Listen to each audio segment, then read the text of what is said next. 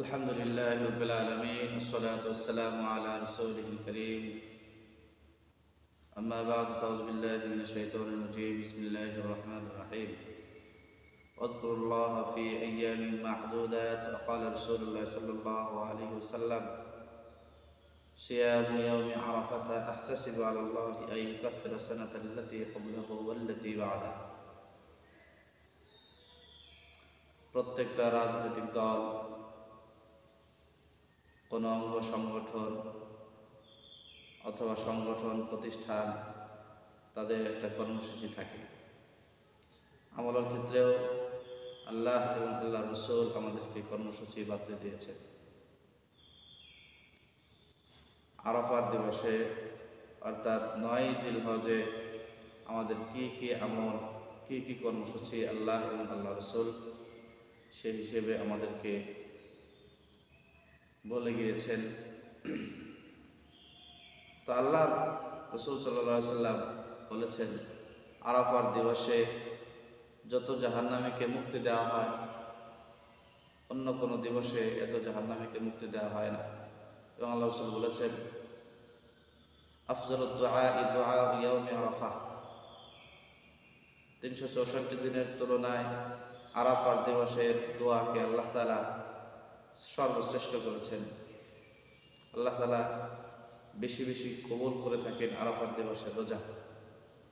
তো জেনে নেই আল্লাহ তাআলা এবং আল্লাহ রাসূল সাল্লাল্লাহু আলাইহি ওয়াসাল্লাম কি বলেছেন। আল্লাহ তাআলা বলেছেন, আযকুরুল্লাহ ফি আইয়ামিন মা'দুদাত, নির্দিষ্ট দিবসে তোমরা আল্লাহর জিকির করো, আল্লাহ তাআলাকে মনে প্রাণে স্মরণ করো।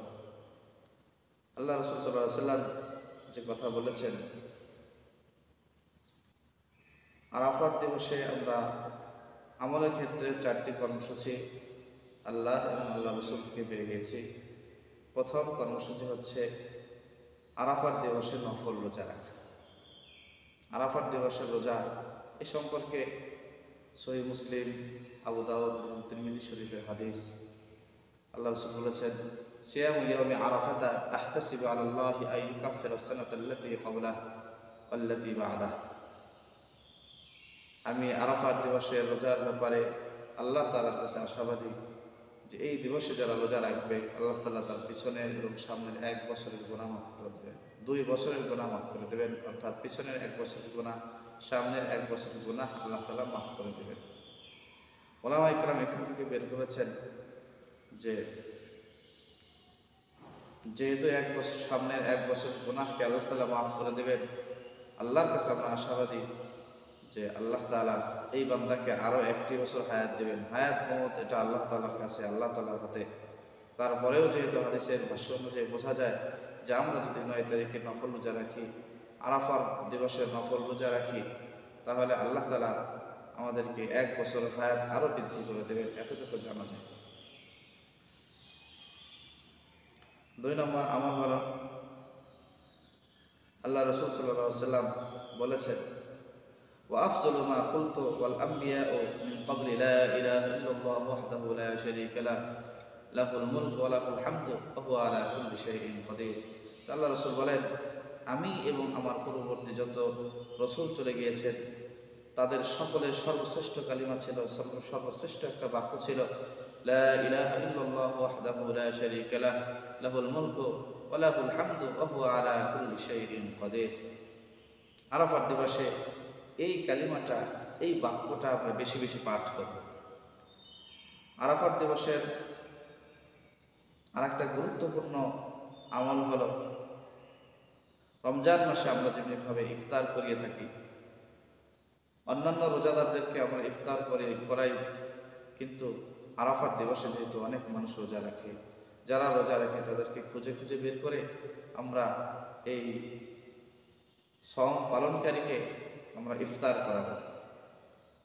কারণ তাহলে কি হবে, ওই ব্যক্তি, ওই আল্লাহর বান্দাবান্দি রোজা রেখে যে সওয়াব পেয়েছে, আমি সামান্য একটু ইফতার করানোর কারণে তার সমপরিমাণ সওয়াব আমার আমলনামায় লিখে নিতে পারবো।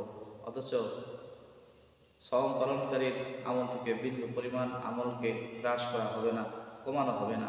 আল্লাহ তাআলা কৃপণ নয়। 4 নম্বর আমল হলো, বেশি বেশি দোয়ার ইহতিমাম করা। কারণ আল্লাহ রাসূল সাল্লাল্লাহু আলাইহি ওয়াসাল্লাম বলেছেন, আফজালুদ দুআ ইয়াউমি আরাফা, আরাফাতের দিবসের দোয়া সর্বশ্রেষ্ঠ দোয়া। এই আরাফাতের দিবসের দোয়া করলে আল্লাহ তাআলা সাথে সাথেই কবুল করে নেবেন। তো সংক্ষিপ্ত সময়ে প্রিয় শ্রোতামণ্ডলী, প্রিয় দর্শকবৃন্দ, আমরা শিরোনামগুলো আরেকবার বলে শেষ করে দেব। আরাফাত দিবসের বিশেষ 4টি আমল হলো: 1 নম্বর নফল রোজা রাখা, 2 নম্বরে বেশি বেশি লা ইলাহা ইল্লাল্লাহ ওয়াহদাহু লা শারীকা লাহু লাহুল মুলকু ওয়া লাহুল হামদু ওয়া হুয়া আলা কুল্লি শাইইন কাদির, এই দোয়াটি পাঠ করা। 3 নম্বর আমল হলো রোজাদারদেরকে দেখে দেখে চিনে চিনে ইফতার করা।